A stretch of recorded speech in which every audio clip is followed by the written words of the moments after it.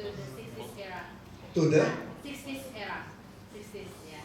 1969, when the Apollo 11 landed on the moon. What happened in Indonesia at the time? I mean, regarding to the astronomical world, people like you, did you feel the euphoria, or was there anything that you do and with your teacher or your lecturer at the time? Yes, I would like to answer your question with interrupting my exposition. In 1969, the first man stepped on the moon, first American actually, the first mankind. Of course, it created an euphoria. People were happy, except some people who did not believe it, because they thought it was a make-up, a Hollywood-style show. But I personally, as an astronomer, young astronomer at that time, 4 years after I got my PhD, I truly believe what had happened in those days, because I participated in the NASA's program in 1965 before I went back to Indonesia. So there was no question about people that stepped on the moon, and we are happy. It's one little step, but it means big for mankind. Is that answer your questions?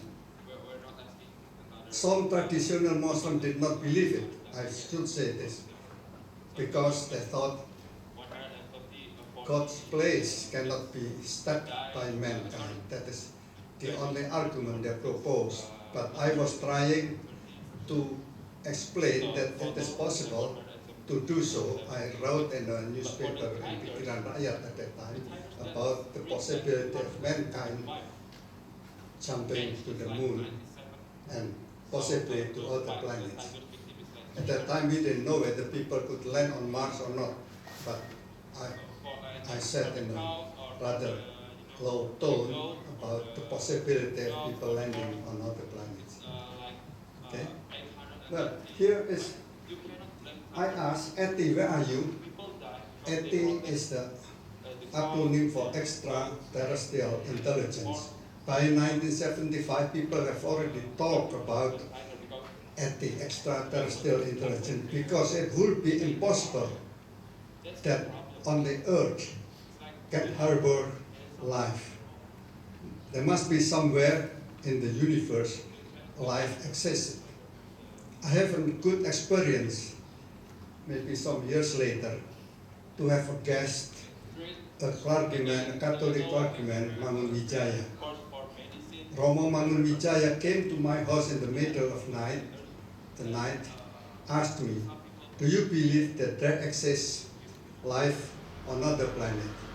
As an astronomer, yes, but right now we have no answer where it is, where they are. His further question was, to my mind, a little bit funny, if there exists life elsewhere,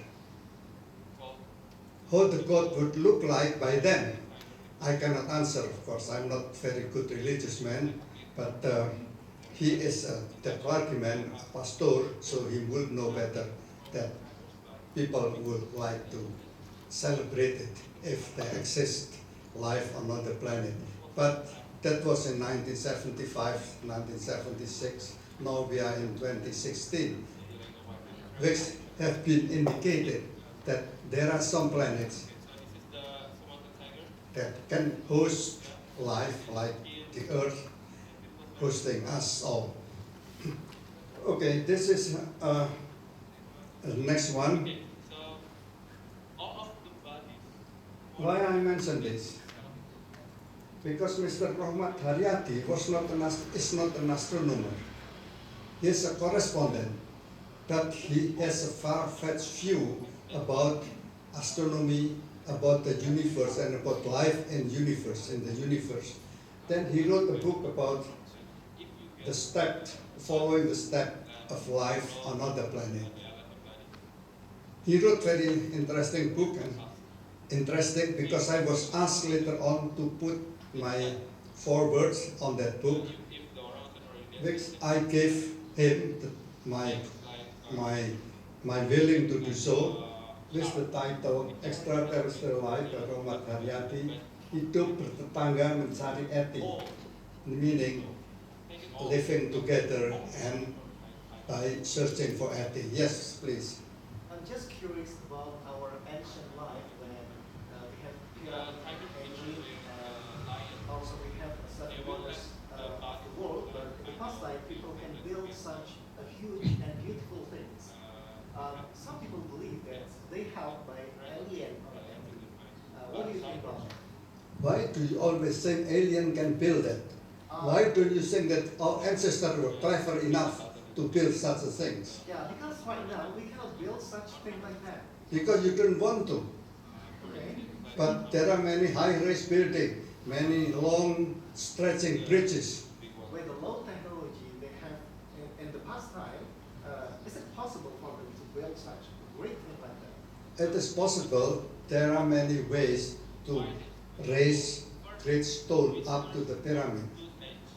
It has already been proven that even our ancestors in those days, with their simple tools, could build it. And our ancestors, clever, can see far away from their time. Yeah. So don't worry. Maybe you would like to ask me, who built Angkor Wat? Nobody would doubt that it would have been built by our ancestors, or your ancestor rather than my ancestor. My ancestor built Borobudur. This is also great enough. Okay? Yeah, this is my foreword for that book. So, what I would like to say is that talking about extraterrestrial intelligence is or has been my favorite. The following slides on the left-hand side, I'd like to show you how beautiful the sky is, full of dots of light and those representing the stars. In the bright object on the left is the so-called Alpha Centaurus, the nearest stars to us. Nearest, that means 4.5 light years away from us. The light will take 4.5 years to reach that star. And shown in the foreground as a background of so many stars behind it. I show this because in the 1961, in 1954, I wrote a technical article when I finished my ITP study, object with 8 alpha emission in Southern Cossack. Southern Cossack is the black spot over there. That is what they call Southern Cossack here by our ancestors. Because they didn't know what it was. But Humboldt, the great traveler, when he went south to Africa, he explained that the Southern Cossack is something that is part of the universe. As a matter of fact, now we know that Southern Cossack is filled with many young stars.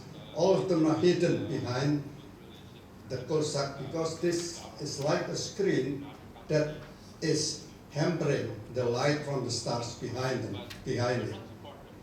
Now, many young stars are found in this area. At that time, we didn't know that black cloud like that was an interstellar matter.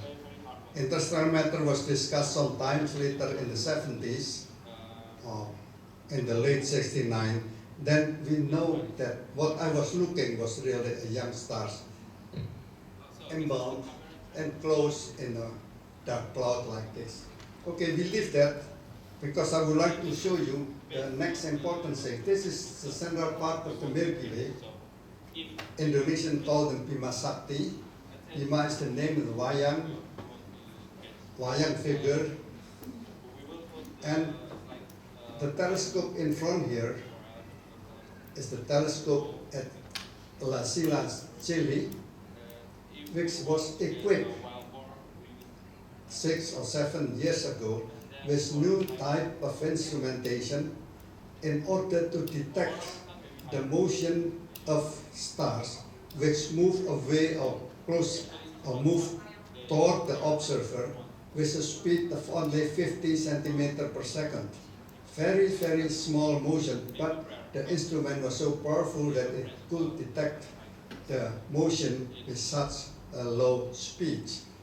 50 centimeters per second is the motion of a young baby, of a baby on the floor when they first learn to walk. And if a star moves toward us or away from us with a speed of 50 centimeters per second, the instrument here could detect it. No, with that kind of instrument, people trying to look millions of stars, choosing which one have a companion who move that fast, between code, of course. Now I will leave this situation, and I will like to show you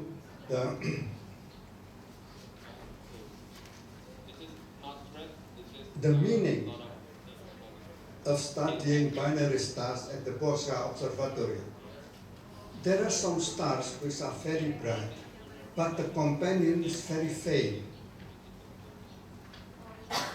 This makes astronomers difficult to photograph them. Remember, this is in 1958-60. Very difficult to photograph a star of this bright with a companion of this faint.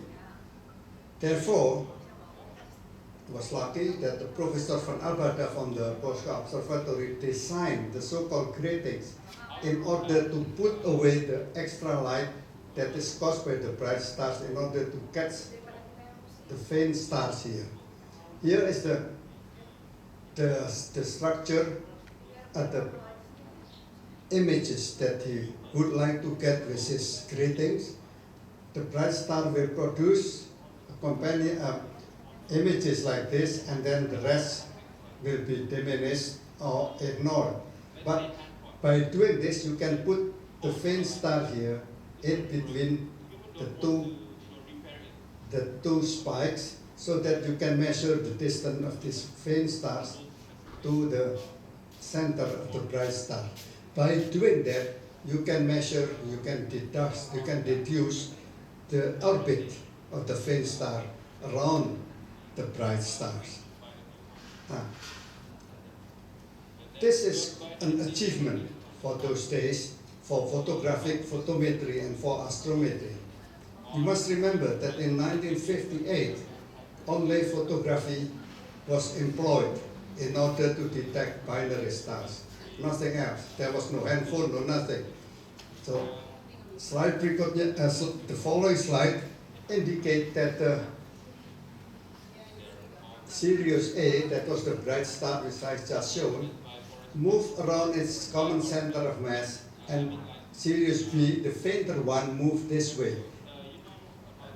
Sometimes when they are close to each other, you cannot see the fainter one. But when they are far away, you can see the fainter one relative to the bright one. But it is important to measure the position of those stars in order to determine the orbit of the stars. Only with a special device that is designed at Lembang, you can photograph the bright star and the fainter one at the same time and determine its position in the sky. We go further on, leaving Sirius problem. I would like to show you that here is the orbit of the fainter one, and this is the center of mass of the two stars. It was studied by Sarah Lee Lippincott. The red one here indicates that this is the period we are studying. Using the gratings that was used at Lembang, designed by our Professor van Albada. You see, this is the fainter stars. Every time we photograph them, we measure the position of the fainter star relative to the center of of the bright star. And finally, we can deduce the orbit. But this orbit takes very long time. For example, from 1980 until the next one, 5 years, the star move only a little bit here, and then little bit there, little bit there. So we follow the motion of the fainter stars, and finally, in 1998, we can produce the orbit of the fainter star relative to the common center of mass. But in the center of mass here, yeah, the center of mass is the, you know how to determine the center of mass. If you have two bodies, you can join the two bodies and determine the center of mass in between. The larger the primary, the center of mass is closer to the center of the primary.